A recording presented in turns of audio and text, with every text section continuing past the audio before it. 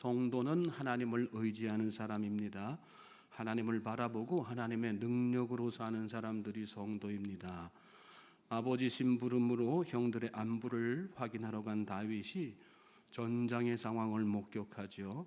골리앗이 나타나서 이스라엘을 조롱하자 온 이스라엘이 두려워 떨고 있는 상황이었습니다. 이해가 되지 않았습니다. 우리에게는 전능하신 하나님이 계신데 왜 이러고 있어야 되느냐? 이 할례받지 않은 블레셋 사람이 대체 뭐라고 살아계신 하나님의 군대가 이 모욕과 수치를 당하고 있느냐? 부끄럽지도 않으냐? 이거죠. 그렇습니다. 여러분, 하나님을 바라보면 두려울 곳이 없습니다. 하나님 앞에서는 세상 그 누구도 상대가 되지 않습니다. 사람, 상황, 사건, 환경이 매한 가지입니다. 17장을 읽다 보면 골리앗의 실체를 말씀하는 중요한 표현이 반복해서 나옵니다. 싸움을 도두는 자. 골리앗은 싸움을 도두는 자일 뿐이라는 것입니다. 4절에 나왔었는데 23절에 어제 본문 말씀 23절에도 또 나오죠. 싸움을 도두는 자라는 말은 장수가 아니라는 뜻입니다. 그가 아무리 키 크고 장대해도 아무리 강력한 무기로 중무장했어도 하나님 앞에서는 한낱 허세덩어리일 뿐이라는 그런 말씀이죠. 그를 용맹한 장수로 만든 것은 결국 누구란 말씀이에요? 사울과 이스라엘 군대, 더 정확히 말하면 그 속에 있는 두려움이라는 것이고요. 하나님을 알지 못하는 무지와 불신앙이라는 것이죠. 다윗은 그게 너무 답답했던 거예요. 어떻게 하나님의 백성이 하나님이 두 눈 뜨고 시퍼렇게 이렇게 살아계시는데 그 답답한 마음을 이스라엘 군대 앞에서 쏟아내고 있었습니다. 부끄러운 일이죠. 막내 동생 볼 때는 다윗에게 다 큰 성인들이 그런 얘기 들으면서 얼마나 부끄러웠겠어요. 믿음으로 살지 못하면 여러분 누구라도 부끄러워지는 것입니다. 성도들이 부끄러워해야 할 것은 신앙을 도전하는 목소리예요. 교회와 그리스도인들을 향한 세상 목소리에는 깨시민인 척 부끄러워하는 그런 모습 보이면서 정작 신앙을 각성하는 영혼을 일깨우는 영적 도전들은 외면하고 발끈하는 사람들이 있습니다. 잘못돼도 한참 잘못된 것이죠. 오늘 본문에 나오는 큰형 엘리압이 바로 그런 사람이었습니다. 28절 같이 한번 읽어볼까요? 시작. 큰형 엘리압이 다윗이 사람들에게 하는 말을 들은지라 그가 다윗에게 노를 바라여 이르되 내가 어찌하여 이리로 내려왔느냐? 들에 있는 양들을 누구에게 맡겼느냐? 나는 내 교만과 내 마음의 완악함을 아노니 내가 전쟁을 구경하러 왔노라. 저는 이 말씀을 읽으면서 두 번 놀랐어요. 어떻게 큰 형이 돼가지고 막내 동생을 그것도 백리길마다 안고 안부 살피겠다고 이렇게 물 건너 산 건너 이렇게 온 동생이지 않습니까? 그런데 이 동생을 귀한 줄 모르고 이렇게 사람 많은 데서 공개적으로 이렇게 면박을 줄 수 있을까? 또 한 집안에서 태어나서 한 부부 밑에서 자란 형제지간인데 어쩜 이렇게 신앙의 깊이가 다르고 사안을 바라보는 관점이 다를 수가 있을까? 엘리압은 다윗이 사람들에게 하는 말을 듣고 오늘 말씀 보니까 노를 바랬다 그랬습니다. 화를 버럭 내면서 사람들 앞에서 막 면박을 준 거예요. 너 양들 다 내팽개치고 전쟁 구경하러 여기 와가지고는 쓸데없는 소리는 하고 있는 거 아니야?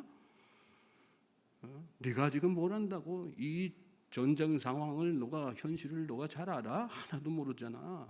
네 마음속에 교만한 완악함 때문에 지금 잘난 척하고 있는 거잖아. 그렇게 막 여러분 살면서 가까운 사람들 조심하십시오. 오늘 시험에 빠뜨리는 사람들은 의외로 가까이 있을 때가 참 많아요. 가족이나 가까운 이웃, 한 교회에서 신앙생활하고 교제하는 사람들 응원해줘도 모자랄 뻔에 앞장서서 상처 줄 때가 참 많죠. 시대가 악해지면 악해질수록 또 주님 오실 때가 가까우면 가까울수록 더 그럴 것입니다.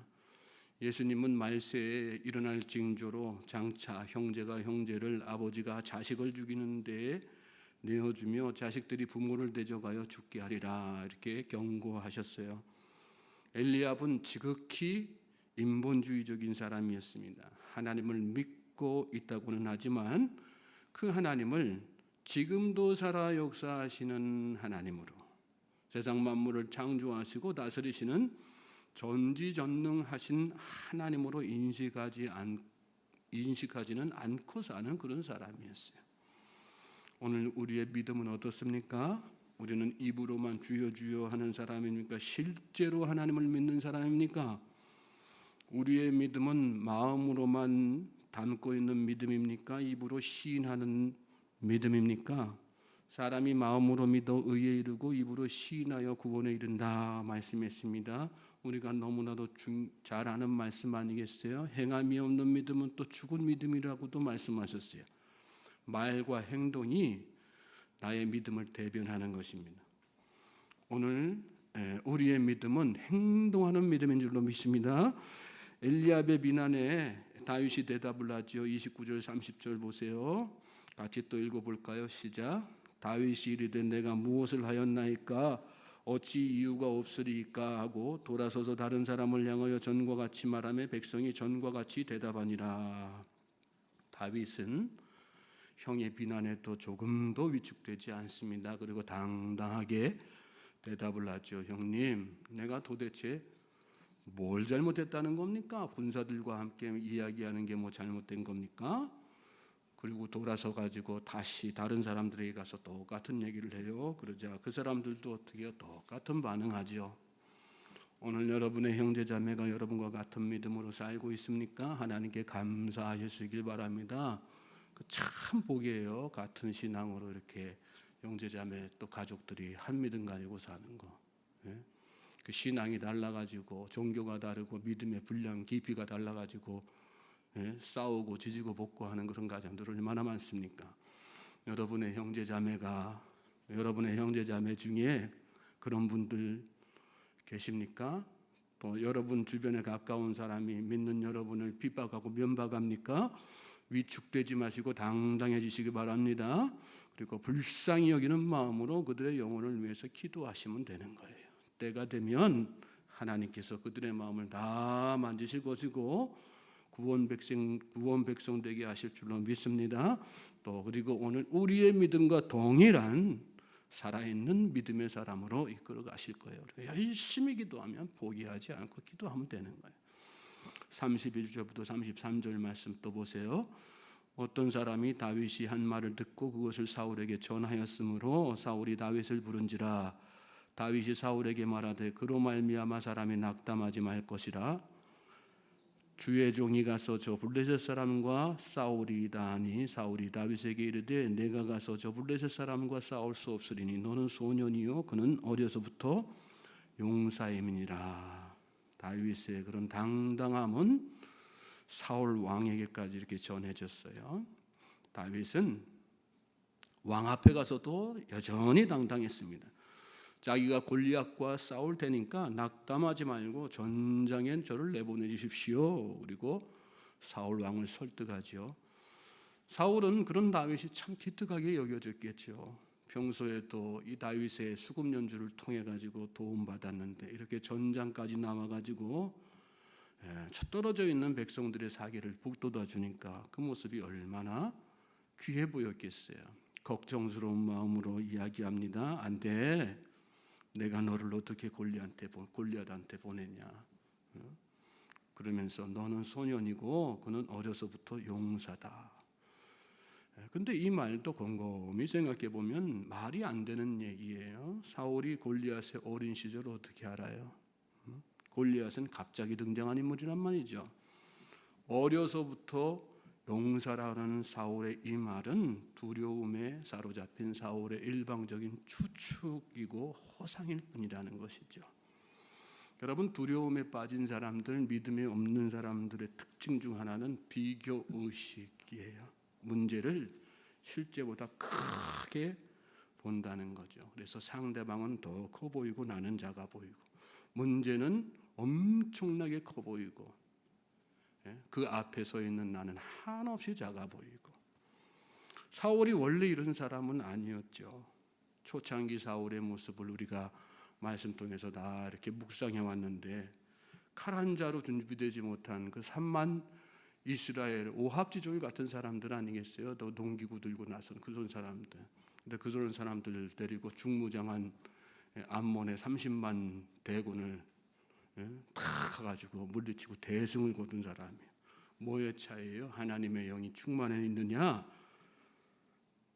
그 영이 떠나 있느냐, 하나님을 전적으로 의지했느냐, 의지하지 못했느냐, 그 차이죠. 여러분, 성령 충만하면요 문제가 작아 보이게 돼 있어요. 믿습니까? 내 안에 계신 하나님이 커 보이기 때문에 그런 거예요. 내 안에 계신 예수님이 나와 함께 하신다고 하는 그 사실에 마음에 담대함이 생기기 때문에 그렇습니다. 그리고 문제 너머에 계신 하나님이 정말 커 보이기 때문에. 오늘 우리가 문제를 만나서 위축될 때가 있습니까? 지금 내 안에 성령이 충만한가를 점검하시기 바랍니다. 그리고 성령 충만하기를 간절하게 하나님 앞에 기도하시기 바랍니다. 그럴 때에 성령께서 우리 마음에 담대함을 주시고 문제보다 더 크신 하나님을 바라보고 그 하나님에 집중할 수 있는 은혜를 베풀어 주실 줄로 믿습니다.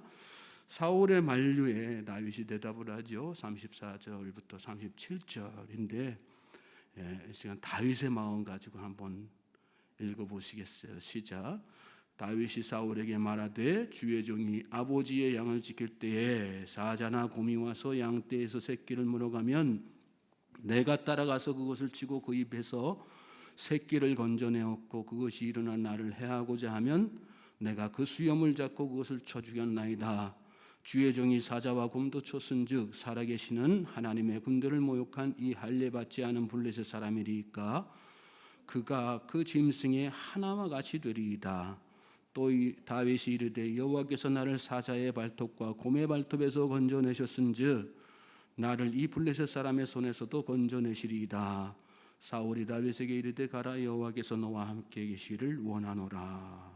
이 말씀으로 사울을 설득하고 있는데 한마디로 정리하면 살아계신 하나님 믿고 가겠다는 거예요.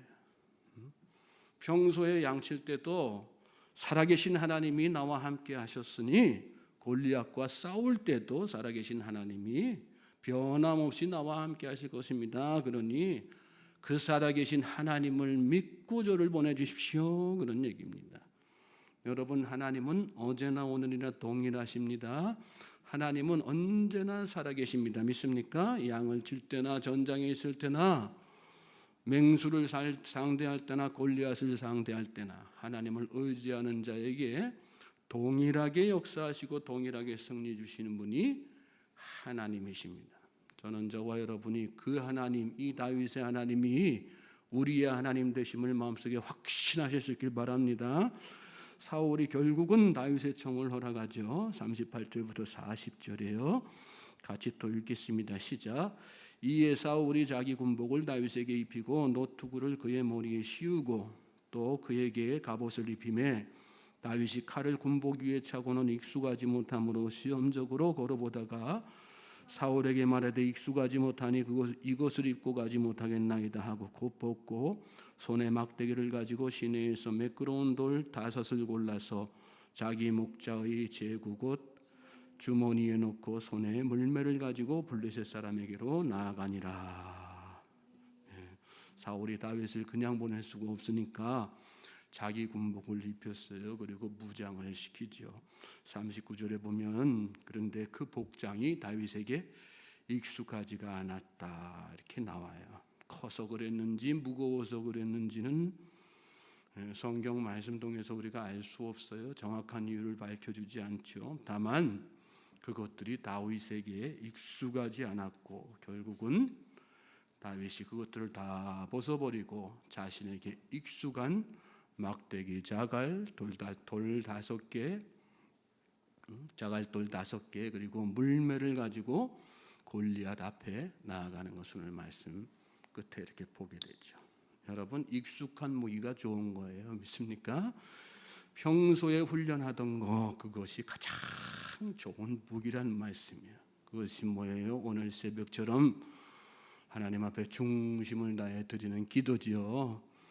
우리가 매일매일 묵상하는 하나님의 말씀이고 우리 안에 계셔서 살아 역사하시면서 우리를 도와주시는 보혜사 성령님 아니시겠어요?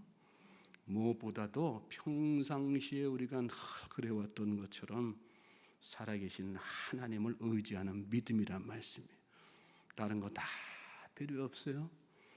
문제가 어떤 문제가 됐든 그 문제가 아무리 강력하고 또 우리에게 큰 대적으로 위협할지라도 우리에게 익숙한 이 영적 무기만 있으면 여러분 우리는 어떤 대적도 다 물리칠 수 있는 것입니다. 그리고 어떤 문제 앞에서도 승리할 수 있는 것입니다.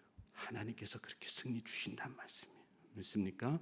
오늘 우리의 손에 바로 그 무기가 쥐어져 있어요. 하나님께서 우리 손에 승리할 수 있도록 무기를 쥐어주신 거예요. 그러니까 담대하십시오. 승리는 내 것이다. 이런 믿음 가지고 열심히 평소에 우리가 그래왔던 것처럼 하나님 앞에 기다리고 말씀으로 힘을 얻고 성령 충만함으로 하나님 앞에 나아가는 우리 모든 주의 백성 되시길 바랍니다.